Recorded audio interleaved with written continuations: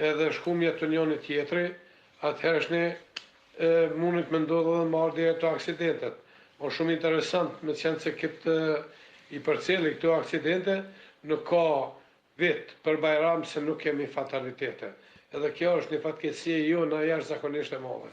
Pra, zakonisht duhet më ngrit niveli menaxhimit të komunikacionit, sidomos atëherë kur ka festa ose edhe kur ka ndonjë organizim tjetër shtetëror që rritet numri i automjetit qarkullim, sikurse është edhe sezona verore kur të vinë edhe ata prej jashtme. Po, do me thonë një apel policisë që në këto kohë të jenë më aktiv këto të trafiku, ta themi kështu. Po, sigurisht. Po. Sigurisht. Ndërsa për këto aksidentet, pra që po mendoj për gjoba që janë shqiptuar rreth 748, është një shifër goxha e lartë dhe shqetësuese apo jo? Tash festa e Bajramit mirë akon ta edhe policia me pas në metodë tjetër të menaxhimit komunikacionit, me tërheqje të vrejtjes, jo me gjoba, më konë shumë aktiv, ma mirë më konë shumë aktiv, edhe me përdor metodologjinë e edukimit, rrugë se sa gjobë, vendi se gjobave. Pra duhet me ditë edhe ata kur bëhet edhe programi i menaxhimit komunikacionit, duhet me ditë se a kemi të bëjmë me festa, a kemi të bëjmë me ndonjë rritje të qarkullimit automjeteve për shkak të sezonave etj. Pra me këta unë e fare nuk jem pajtim në qoftë se kemi të bëjmë me rritjen e numrit të gjobave gjatë sezonës festore. Po aktiv ose ndryshimin e menaxhimit komunikacion duhet më konë sa më aktiv edhe në disa pika tjera të cilët ata e shohin edhe i referohen që ekziston mundësia që më konë edhe numri gjasa për aksident. Zotri Dedaj, derisa deshta për atë aksidentin i cili unë e ndëgjova fort mirë se i ka fletëruar njerit i ka ra në murin Paris. Kemi një problem Kosovë për shkak se nuk mujta me kuptu a kënë në cëllën kategori të rrugës ke në rrugë lokale apo në rrugë të... Nëse zgaboj ke rrugë nacionale. Regionale, a? është në atë rrugën sepse edhe patëm një dëgjues nga Prizreni, tha që në rrugën kryesore në cilën përpara ka pas policë të shtrirë tash me ndërtimin e rrugës së re, janë shpejtësia shumë e madhe dhe po besoj edhe aty ka ndodhur edhe ky aksident. Sigurisht, ajo që unë du më ju tregu është që për fatin të keqen në për rrugë të cilat menaxhohen për ministrisë janë dikon rreth 40% të sinjalizimit që mungon. Mos harroni ajo që do t'ju jap sot një informacion është rruga Bajram Kelmendi, e cila është rrugë kryesore dhe asnjë shenjë të komunikacionit nuk e ka sa i përket kyçes për rrugëve anësore ose për rrugëve dytësore në rrugën kryesore. Asnjë shenjë të komunikacionit nuk e keni. Pra, ata mundi vetë me verifiku, me qenë se ka ndodhur një aksident, pastaj kanë qenë vendin e ngjarjes, e gjatësia tina është dikon rreth 1 kilometër e gjys, asnjë shenjë e komunikacionit nuk ka. Kjo neve na tregon se sa jemi të gatshëm ose sa është i gatshëm që shteti edhe komunia, po sigurisht edhe shteti me pas një kujdes të veçantë ndaj faktorit rrugë edhe ndaj sinjalizimit adekuat të rrugëve. Përveç ajo që i mungojnë 40% të sinjalizimit të rrugë që menaxhohen prej ministrisë, na aty kemi tjetër që është sinkronizimi mes shenjës edhe rrugëve janë jo të nivelit të lartë, do të thotë të gabueshëm që për neve paraqet një nivel të rrezikshmërisë të lartë, edhe tjera është që në qoftë se ajo aksident ka ndodhur në për rrugë lokale, në atë rrugë lokale e dim se rrugë lokale 90% të rrugëve nuk janë të sinjalizuar. Por kur ndodhin aksidentet të tilla ku ajo bëhet përplasja në shtëpia ose del automjeti prej rrugës, atëherë na aty me njëherë në shohemi edhe bëjmë studimin, edhe duhet me bëjmë studim për shkak se aty ndodhen jo vetëm një faktor ose një element një faktori, po 2-3 elemente të faktorëve të cilat mund me sjell deri te aksidentet. Zakonisht unë ju them tash në sezonën se kemi të bëjmë me 3 faktorët e parë, është faktori njeri me shpejtësi zhvillume, pastaj faktori rrugë që ekziston mundësia me pas deformime, sikurse u deklarua atje që policia shtrim, ka njëherë policia shtrim e sel edhe fatalitetin, po edhe ajo kur vendoset polici me shtrim, duhet mu vendos në mënyrë që ai polic të ketë edhe vendin e projektin e sinjalizimit, jo mu shu dikush me nxese me bo një polic shtrim për shkak se i vjen dikush edhe ja presh gjumin. Pra rastet e tilla edhe të sinjalizimi rrugor që janë si element të faktorit rrugë, duhet me pas një kujdes shtum edhe në momentin kur vendoset sheja edhe si mirëmbahet. Edhe si mirëmbahet, pikërisht pak pa u kyç në emision, ma dërgoj një shok i Facebookit, ma dërgoj një fotografi, është e tmerrshme, ku përmes shenjës komunikacionit të orientohet edhe në qoftë se të shkon mes shenjës, futës në borën e huj. Pra, shqeqeni, na këto gjone kënë përditshme, për fatin të në keqen, ajo që është shumë e nevojshme që të kryhet një auditim, jo vetëm rrugëve nacionale e regionale, po gjitha rrugëve në Kosovë, te përfshi edhe qytetet. Sidomos Prishtina ka nevojë me pas një auditim të sigurisë komunikacionit rrugor, edhe ekspertat pastaj me bën një rekomandim edhe me pase për shka Prishtinës mund me vdes për shama 10 persona ose 10 kamësor. E kemi pas edhe 2 raste, pra mëram një aksident me fatalitet ku një kamësor në fushë Kosovë ka ndru jetë, pra ka përfundu, ka vdekur, i shprejmë ngushëllime familjes së viktimës, por edhe në Zhurë gjithashtu ka ndodhur një aksident ku një kamësor është shkel. Pse është një kulturë mungesës së respektit ndaj kamësorëve këtu të ne, sepse po besoj që kjo është një prej arsyeve pse ka ndodhur deri te këto ndërtirash. Ari, është shumë interesant se aksidentet me kamësor janë aksidentet ma komplekse. Edhe pikërisht është ajo që unë edhe doktoraturën e kam pas në aksidentet me kamësor dhe hlumtimin e elementeve dhe faktorët të cilët ndikojnë drejt për drejtën ta.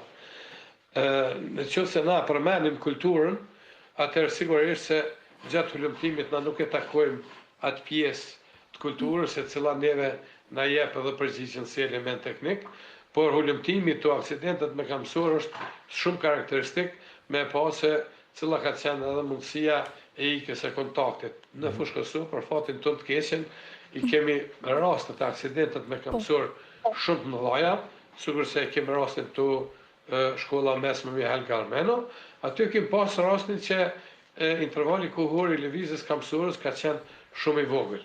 Do të thotë se ka qenë në mbi shpejtësinë e lëvizjes normale, intervali kohor shumë më i vogël, edhe këto persona të cilët janë të më shumë, mos harroni, kur fillojnë me i tropu 4 shërita të qarkullimit, nuk mund me realizu atë kalimin tërthor të rrugës për intervalin kohor të semafor, pastaj vjen edhe të aksidentet e komunikacionit me kamësor. Pra ekzistojnë elemente të ndryshme që duhet mu hulumtu dhe pastaj saktë me dalë që shka të ndodhë.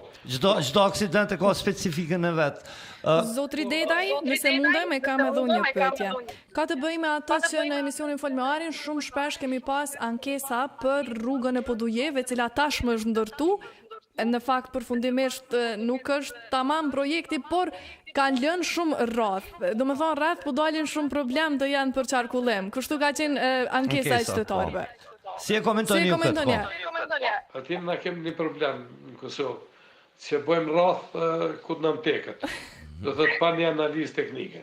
Nësa rani që në qoftë se na do në bëjmë një projekt të sigurisë në komunikacion, mas pare në nështrohemi projektit, e projekti ka disa fazat të ekzekutimit, deri në ekzekutim e deri të shkurjes në arhiv, pra prej fazës studimore, pastaj projektit përgjithshëm, ideor, përgjithshëm, ekzekutiv edhe në arhiv, këto gjona nuk keni mi pa në Kosovë, absolutikisht, nuk keni me pa as një qarkullim rrethor që ju ka dhënë një studim i fizibilitetit, do të thotë që e ka një arsyeshmëri teknike që mund ndërtu ose jo, atë ja marr ju një shembull, e keni rrugën që unë e kam bërë analizët me studentat e mi të masterit në UBT, të infrastrukturës, drejtimit të infrastrukturës, rrugën Dranas-Skenderaj, ku janë të ndërtu me hiq ma pak se sa një 5-6 qarkullime rrethore, në një distancë prej 20 kilometrave, edhe aty kanë qenë të parapame në projektin, mos harroni në projektin ekzekutiv, kanë qenë të parapame në nkalimet, do të thotë që është bën edhe një studim i fizibilitetit të rrugës, është përcaktuar dhe shpejtësia projektuese, derisa MSR-a bën ndryshimi i projektit për fatin tonë të keqen, pa një arsyeshmëri teknike, pa studim fizibilitetit dhe janë kriju qarkullime rrethore. Na kemi shku me studentat mirë dhe kemi bërë tash kohën e lëvizjes mbrana shpejtësisë projektuese dhe mbrana shpejtësisë ekzistuese përmes ndryshimeve përmes qarkullimeve rrethore, edhe drejtuesi i automjetit të thënë 40 minuta më shumë. 40 minuta më shumë krahasim me atë tjetër që ka udhëtu dikon rreth 22 minuta, 18 deri 22 minuta.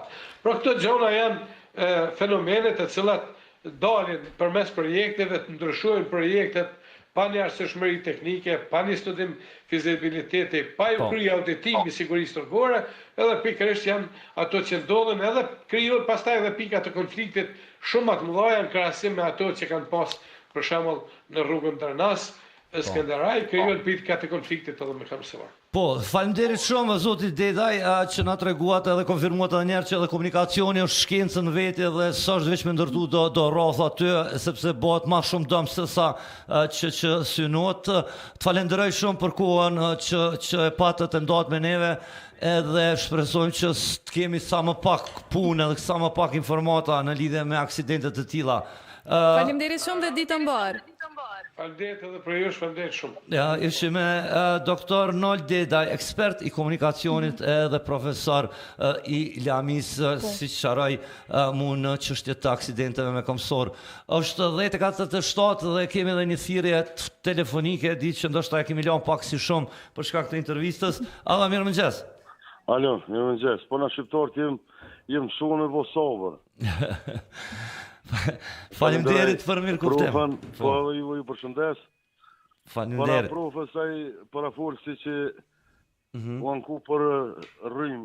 E njëjta ankes, e njëjta rrym të është për mu, vetëm shtëpia kem logja ma pak 27 shtëpi. Po, cilin vend se nuk e kuptoj. Projekt në Ferizaj. Po.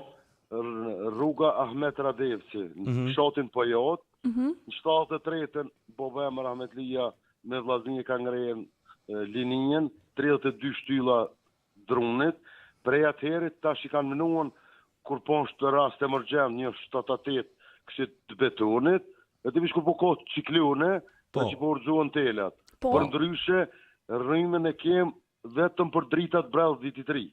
Qa që do? Po na vjen shumë keq, do me thonë, ky problem me tensionin e ulët rrymës ekziston që prej që so? Për që atërë për 70-ës e keni qitë problema? 73-ën, po tash njerëzit kanë filluar të rritë familja. Të shtu, po. I konën 5 shtëpi, edhe do këshivesh 11 shtëpi. Tash jem 20 shtëpi, tash nxehem jetë klimat. Po, kuptojmë. Dhe të një qytetarët Kosovës, i keni edhe këtu, edhe jo i keni qëtu probleme, po rrymën e kem, se unë punoj me rrymë që goti 11 vjetë, edhe paka shumë mirë në vesh, veç 160, 170 më shumë nuk e kem. Është për funi standardit për çka duhet. Dohemi të marrim përgjigje për juve. Po kem probleme me pajisjet, krejt. Kuptojnë, do jemi në kontakt, edhe do mundohemi edhe të raportojnë. Jena në fund të emisionit krejt, është 10:49, do të rrim kontakt si tha dhe Artina, edhe do të shohem se si të bëjmë zgjidhje. Faleminderit, banja një tel kryetorit Agimaliut. Do mundohemi pa tjetër.